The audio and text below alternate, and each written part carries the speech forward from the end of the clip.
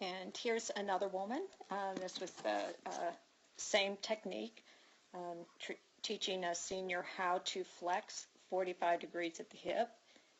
So here we go. That would have been my imaginary head right here. If I had flexed 90 degrees, that would be 90 degrees in here if my head was here.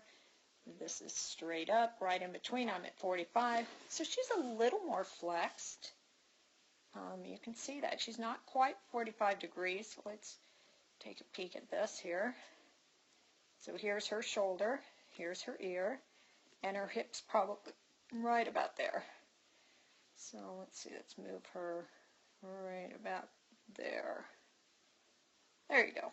So let's take a peek and see where she is. And again, in her mind's visual is that she's in the same 45 degree hip flexion.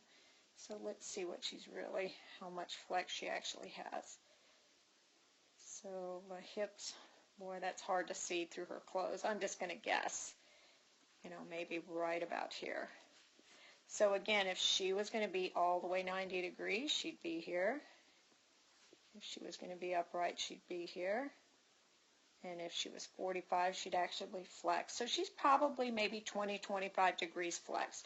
But again, the whole point of this is to help you understand why we break all the motions down. This is why we use mirrors. If she has an image in her mind that she's actually flexed 45 degrees, the brain doesn't know the difference between a truth and a lie.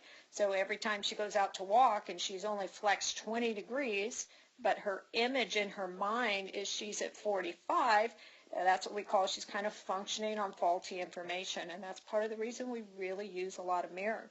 So when you use a mirror, that's real time, unlike video. This is video, and she would be able to correct herself in the mirror until her brain and her body would adapt to what true 45 is.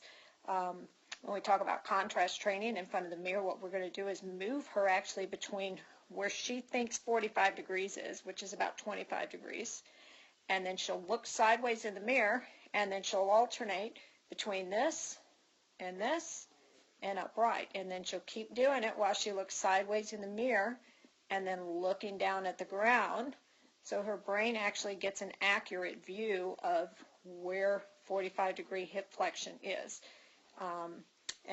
To date, that's the only way we know how to fix it.